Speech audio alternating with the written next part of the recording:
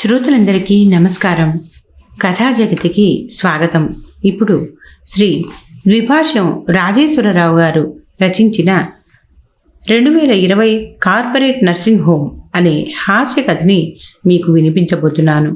ఈ కథ 2017 ఫిబ్రవరి సంచిక రచనలో ప్రచురించబడి 2000 రూపాయల బహుమతిని పొందింది. ఇక కథలోకి వెళదామా మరి? కాలింగ్ బెల్ మోగితే వెళ్ళి తలుపు తీశాను. ఎదురుగా బ్రీఫ్ కేస్తో ఒక యువకుడు నిలబడి ఉన్నాడు. నమస్తే సార్, నా పేరు శ్రీధర్, ప్రసిద్ధ హాస్పిటల్ మార్కెటింగ్ ఆఫీసర్ని నేను. మీరు నాకు 5 నిమిషాలు స్పేర్ చేయగలరా అంటూ లోనికి వచ్చాడు. అలా కూర్చోనాయనా అంటూ కుర్చీ చూపించాను. సార్, ప్రసిద్ధ హాస్పిటల్స్ పేరు మీరు వినే ఉంటారు.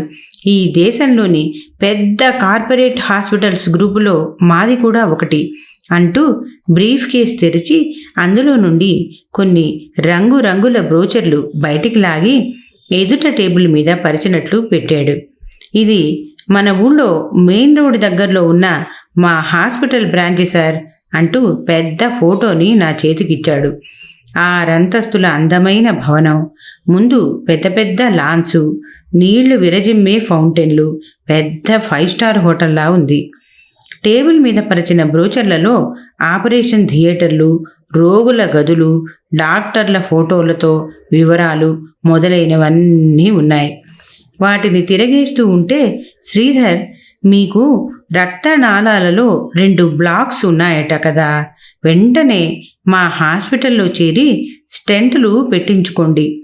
2 స్టెంట్లు పెట్టించుకుంటే ఒక హైడ్రోసెల్ ఆపరేషన్ ఫ్రీ ఆఫర్ ఉంది మా దగ్గర అన్నాడు. నాకు రక్తనాళాల్లో 2 బ్లాక్స్ ఉన్నాయని అప్పుడే ఎలా తెలిసిపోయిందయ్యా? నీకేమైనా కర్ణపిశాచి ఉందేమిటి? నవ్వుతూ చనువుగా అడిగాను. సార్, అవన్నీ తెలుసుకోవటం మా సేవాధర్మంలో ఓ భాగం సార్. ప్రతిరోజు రాత్రి మేము స్పెషలిస్టు డాక్టర్ల నుండి మా సేవ అవసరమైన రోగుల వివరాలు సేకరిస్తాం. డాక్టర్ చెరకుడు గారు మీ వివరాలు చెప్పారు. మీకు 70 సంవత్సరాలు దాటిపోయాయని, మీకు తగిన సహాయం అందించమని చెప్పారు అంటూ ఎంతో ప్రేమగా నా వంక చూశాడు. తర్వాత మళ్ళీ కొన్ని బ్రోచర్లు బయటికి లాగి, సార్, ఇంకా మా హాస్పిటల్లో బోలెడు ఫ్రీ ఆఫర్లు ఉన్నాయి. కిడ్నీ మార్పిడి చేయించుకుంటే hernia operation free, bypass surgery చేయించుకుంటే క్యాట్రాక్ట్ ఆపరేషన్ ఫ్రీ, మోకాలి చిప్ప మార్పిడి ఆపరేషన్ చేయించుకుంటే అంటూ దండకంలా అతడు వర్ణించుకుపోతూ ఉంటే అతడి వాక్ప్రవాహానికి అడ్డుపడుతూ చేతికి చిప్ప ఫ్రీ అవునా అని నవ్వాను. శ్రీధర్ కొంత ఇబ్బందిగా ముఖం పెట్టి చూశాడు.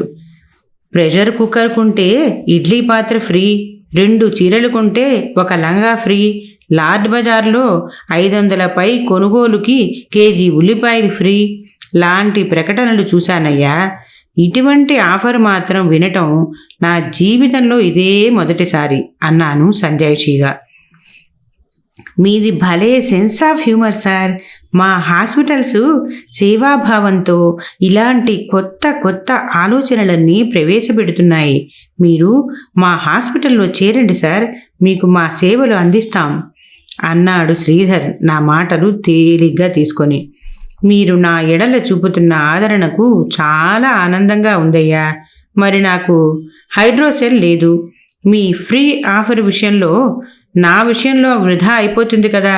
సందేహంగా అతని వంక చూశాను. ఓ, అదా మీ అనుమానం? అది మీరే చేయించుకోవాలని నియమం లేదు. మేము 5 ఏళ్ల పాటు చెల్లుబాటయ్యే ఫ్రీ కూపన్ మీకు ఇస్తాం. మీ సంతానంలో ఎవ్వరైనా వాడుకోవచ్చును అన్నాడు శ్రీధర్. నువ్వు చెప్పేది బాగానే ఉంది, కానీ నాకు 3 ఆడపిల్లలే, పెళ్ళిళ్ళయి హాయిగా కాపురాలు చేసుకుంటున్నారు. మీరు భలే మాట్లాడతారు సార్. దాందే ఉంది, మీది స్పెషల్ కేసు కింద మా ఎండి గారితో మాట్లాడతాను. 5 ఏళ్ల పాటు ఉచితంగా మీకు మెడికల్ చెకప్లు 5 సార్లు అందే ఏర్పాటు చేస్తాను సార్. ఇలాంటి పెద్ద ఆపరేషన్లు చేయించుకున్న వారందరికీ దీపావళి నాడు బంపర్ డ్రా తీస్తాను సార్. అందులో మారుతి కారు పొందే అదృష్టవంతుడు మీరే కావచ్చు సార్. మీరు రేపే మా హాస్పిటల్లో చేరిపోండి. మీ పిల్లల కంటే ఎక్కువ శ్రద్ధతో మిమ్మల్ని చూసుకుంటాం. తోడు ఎవ్వరూ ఉండనక్కర్లేదు. బై మీకు తెల్ల రేషన్ కార్డు, ఆరోగ్యశ్రీ కార్డు ఉన్నాయి కదా? ఎంతో ఆత్రంగా అడిగాడు. అవన్నీ నాకెవరిస్తారయ్యా? నేను ప్రైవేటు స్కూల్లో రిటైర్ అయిన తెలుగు పండితుణ్ణి. అందువల్ల బీదా బిక్కి జనంలోకి లెక్క రాను. అలా అనకండి సార్. ఆరోగ్యశ్రీ కార్డు ఉండాలంటే బీదా బిక్కీలు అవ్వక్కర్లేదు. ఈ ఊళ్ళో బెంజి కారున్న బిల్డర్ గారికి, 8 లారీల ఓనరు బసవరాజు గారికి, 5 బిల్డింగుల ఓనరు మా కార్పొరేటరు కనకరాజు గారికి ఉన్న ఆరోగ్యశ్రీ కార్డు మీకు లేకపోవటం ఏమిటి? పోనీ హెల్త్ ఇన్సూరెన్స్ ఉందా అంటూ నా వంక చూశాడు. ఇన్సూరెన్స్ ఉందయ్యా. 5 లక్షలకి బలవంతంగా కట్టించారు మా పిల్లలు తాపీగా అన్నాను. ఫెంటాస్టిక్, అది సరిపోతుంది. మాకు ఇన్సూరెన్స్ వాళ్ళతో టైఅప్ ఉంది. మీ బిల్లు ఇన్సూరెన్స్ కంపెనీకి పంపించి మేము డబ్బులు వసూలు చేసుకుంటాం. మీరు రేపే హాస్పిటల్లో చేరిపోయి ఆపరేషన్ చేయించుకోండి. మీరు సరే అంటే పొద్దుట 8 గంటలకి మా అంబులెన్స్ పంపిస్తాను. వచ్చేటప్పుడు మీ ఇన్సూరెన్స్ కాగితాలు తేవడం మర్చిపోవకండి అంటూ నా వంక ఆశగా చూశాడు. నువ్వంతలా ధైర్యం చెప్తూ ఉంటే నాకు ఇంకేం కావాలయ్యా? రేపే జాయిన్ అయిపోతాను. మాటలాపి మా ఆవిడ్ని పిలిచాను. ఆవిడ చేతులు తుడుచుకుంటూ వంటింట్లో నుంచి వచ్చింది. నేను ఆమెతో, ఇదిగో ఈ అబ్బాయి శ్రీధర్ ప్రసిద్ధ హాస్పిటల్స్ నుంచి వచ్చాడు. నాకు తనే స్వయంగా దగ్గరుండి స్టెంటులు పెట్టిస్తానంటున్నాడు. అంతా ఆసుపత్రి వాళ్ళే చూసుకుంటారట అన్నాను. మరి డబ్బులు అవి చూసుకోవద్దు నసిగింది మా ఆవిడ. అమ్మా, మీ చేతి డబ్బులేం పడకుండా చూసే పూచి నాది. కాకపోతే ఇంటికి వచ్చాక మందులకి కొంచెం ఖర్చు అవుతుంది మీకు. మీ ఆయన్ని ఆరోగ్యంగా ఇంటికి పంపించే బాధ్యత నాది అన్నాడు శ్రీధర్. నీ అమ్మ కడుపు చల్లగా మంచి మాట చెప్పావు నాయనా.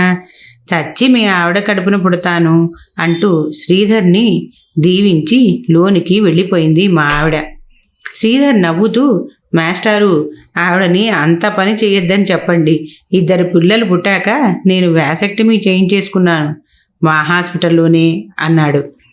మరి వ్యాసెక్టమీకి మీ ఫ్రీ ఆఫర్గా మీ వాళ్ళు ఏమిచ్చారయ్యా? ఓ 100 కాండోమ్స్ ఇచ్చారేమిటి? నవ్వుతూ అడిగాను. అబ్బా, దెబ్బ కొట్టేశారు సార్. మీ దగ్గర నేను కూడా ఓ జోక్ వేయగలిగానని సంబరపడిపోయాను. వెంటనే మీరు బదులు తీర్చేశారు అంటూ బ్రీఫ్ కేస్ తెరిచి బ్రోచర్లన్నీ సర్దేసుకొని, రేపు మీ ఇన్సూరెన్స్ కాగితాలు తీసుకురావటం మర్చిపోకండి అని నమస్కరించి నిష్క్రమించాడు శ్రీధర్. నేను రేపు హాస్పిటల్లో చేరిపోతే తాను ఒక్కతే ఇంట్లో ఉండాలి కాబట్టి తీసుకోవలసిన జాగ్రత్తలన్నీ మా ఆవిడకి వివరంగా బోధపరిచి రాత్రి 11 గంటలకి నిద్రకు ఉపక్రమించాను. పొద్దుట 8 గంటలకి అంబులెన్స్ వచ్చింది. దానిలో ఎక్కి ప్రసిద్ధ హాస్పిటల్స్కి చేరుకున్నాను. వ్యాన్ దిగుతూ ఉంటే శ్రీధర్ నాకు ఎదురుగా వచ్చి, నమస్తే, రండి మాస్టారు అంటూ స్వాగతం పలికి, అప్పన్నా, వీల్ చైర్ అంటూ కాకబెట్టాడు. 10 సెకన్ల లోపే ఓ మేల్ నర్సు వీల్ చైర్ తోసుకుంటూ వచ్చి నన్ను అందులో కూర్చోబెట్టాడు. నేను నడవగలనయ్యా బాబు అంటూ రవంతా మొహమాట పడ్డాను. సార్, మీరు మా కాంపౌండ్లోకి వచ్చాక అడుగు కింద పెట్టనివ్వకుండా మిమ్మల్ని పువ్వుల్లో పెట్టి చూసుకునే బాధ్యత మాది అన్నాడు.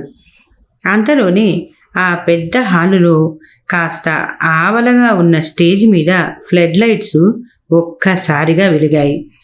మంత్రస్థాయిలో సంగీతం ఊపందుకుంది. అమ్మ కడుపు చల్లగా, అత్త కడుపు చల్లగా, బతకరా బతకరా పచ్చగా అంటూ 3 ఆడపిల్లలు 3/4 నగ్నంగా స్టేజీ మీద దర్శనమిచ్చారు. నా వైపు చూస్తూ కేరింతలు కొడుతూ చేతిలోని రంగుల బెలూన్లు, పూలగుత్తులు గాలిలో ఊపుతూ నృత్య విశేషం లాంటిదేదో ఆరంభించారు. ఇదంతా ఏమిటయ్యా అంటూ ఆశ్చర్యంతో ప్రశ్నించాను. చీర్ గర్ల్ సార్ అన్నాడు అతను. అంటే? అయోమయంగా శ్రీధర్ వంక చూశాను. చీర్ గర్ల్స్ అంటే తెలీదా? క్రికెట్ మ్యాచ్లో 4లు 6లు కొట్టినప్పుడు కేరింతలు కొడుతూ డ్యాన్స్ చేస్తారు కదా, అలాగే మా హాస్పిటల్కి కొత్త రోగులు ఎవరొచ్చినా వాళ్ళు ఆనందంతో నృత్యం చేస్తూ స్వాగతం పలుకుతారు అన్నాడు. నా రోగానికి వీళ్ళు ఆనందంతో గెంతటమేమిటి? అది కూడా సగం గుడ్డపీలికలతోనా అంటూ కాస్త చికాకుపడ్డాను. మీ రోగానికి కాదు సార్, మీ ఆత్మశాంతి కోసం వాళ్ళు అలా చిందులేస్తున్నారు. నేను ఇంకా బతికే ఉన్నాను కదా, నా ఆత్మశాంతి కోసం ఏమిటయ్యా బాబు? ఆత్మశాంతి కాదు సార్, అదే అదే ఆత్మానందం కోసం. అంటే మీరు తొందరగా ఆరోగ్యవంతులయ్యి హాయిగా ఇంటికి తిరిగి వెళ్ళాలని వాళ్ళ కోరిక అంటూ తన తెలుగు భాషా పరిజ్ఞానాన్ని సరిచేసుకున్నాడు.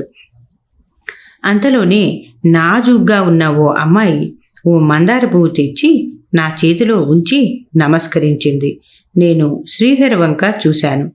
మేస్టారు, మీరు ఆరోగ్యవంతులయ్యి సత్వరమే ఇంటికి తిరిగి వెళ్ళాలని ఈ ఉదయం మా కార్పొరేట్ వినాయకుడి గుడిలో స్పెషల్ పూజ చేయించాం. అది పూజా పుష్పం స్వీకరించండి అన్నాడు. మీ హాస్పిటల్ వారి ఆదరణకి నిజంగా నాకు మతి పోతోందయ్యా. నేను పసుపు వినాయకుడు, బెల్లం వినాయకులు లాంటి పేర్లు విన్నాను కానీ కార్పొరేట్ వినాయకుడనే పేరు తొలిసారిగా ఈవేళే వింటున్నాను అంటూ సందేహంగా అతని వంక చూశాను.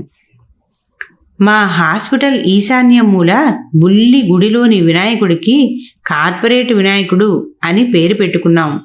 మా వద్దకు వచ్చిన రోగులు త్వరగా కోరుకొని తిరిగి వెళ్ళాలని మా డైరెక్టర్ గారి ఆకాంక్ష అని అతడు చెబుతూ ఉంటే మందార పువ్వు ఎడమ చెవిలో పెట్టుకొని ఇప్పుడు చెప్పు అన్నాను. శ్రీధర్ నొచ్చుకుంటున్నట్లు ముఖం పెట్టి, సార్ మీరు కామెడీ చేస్తున్నారు అంటూ గొణిగాడు. గుండె దెబ్బతో వచ్చిన వాణ్ణి నేనేం కామెడీ చేస్తానయ్యా? ఆడవాళ్ళైతే పువ్వులు జడలో తురుముకుంటారు, మనకి ఆ సౌకర్యం లేదు గనక చెవిలో పెట్టుకుంటాం. ఏదేమైనా మానవ శక్తి కంటే భగవంతుణ్ణి నమ్ముకోవటం మంచిది కదా అన్నాను అనునయంగా అతని వంక చూస్తూ. అంతలోనే మేల్ నర్సు వీల్ చైర్ తోసుకుంటూ నన్ను రిసెప్షన్ కౌంటర్ దగ్గరికి తీసుకెళ్ళాడు. మాస్టారు, మీ ఇన్సూరెన్స్ కాగితాలు ఇవ్వండి, ఇప్పుడే రిజిస్టర్ చేయించాలి అన్నాడు శ్రీధర్. నా చేతి సంచిలో లుంగీ మధ్య జాగ్రత్తగా దాచి ఉంచిన కవరు తీసి అతనికి అందించాను. అతడు కవరు అందుకొని లోపల కాగితాలు బయటికి లాగి వాటిని ఓ నిమిషం తేరిపార చూసి, ఇదేమిటి సార్, ఇది మీ లైఫ్ ఇన్సూరెన్స్ బాండు, ఇది కాదు హెల్త్ ఇన్సూరెన్స్ కాగితాలు కావాలి అన్నాడు. అవే నా దగ్గరున్న ఇన్సూరెన్స్ కాగితాలు అన్నాను అతన్ని భయంగా చూస్తూ. హెల్త్ ఇన్సూరెన్స్ కాగితాలు వేరే ఉంటాయి, ఇవి కావు, ఇది పనికిరాదు. సరే, ఓ 5 లక్షలకి చెక్కు రాసివ్వండి, మా అసిస్టెంటుని 10 గంటలకి బ్యాంకుకు పంపించి క్యాష్ తిప్పిస్తాను అన్నాడు. 5 లక్షలకి చెక్కా? నాకసలు చెక్కు బుక్కే లేదు, సేవింగ్స్ బుక్కే ఉంది, అందులో 22,000 ఉన్నాయి అంతే అన్నాను. తెల్లారులేస్తూనే లబోడా శంఖం లాంటి కేసు తగిలింది, అరే ఎగ్జిట్ చేయరా అప్పన్నా అని శ్రీధర్ విసుగ్గా అరవటమే తరువాయి. నా వీల్ చైర్ని అంతవరకు ఎంతో సుతారంగా తోసుకువచ్చిన అప్పన్న మహాశయుడు దాన్ని చటుక్కున వెనక్కి తిప్పి యమ స్పీడుతో ద్వారం వరకు ఈడ్చుకొచ్చి అక్కడి నుంచి ఒక్క ఊపుతో బయటికి తోసేశాడు.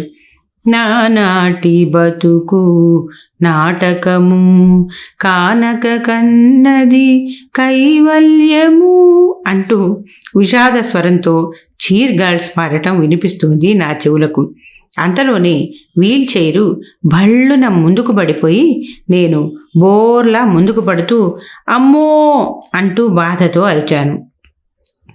ఏమిటండి అంతలా అరిచారు, పీడకల వచ్చిందా అంటూ నన్ను ఎవరో కుదుపుతూ లేపితే తెలివొచ్చింది.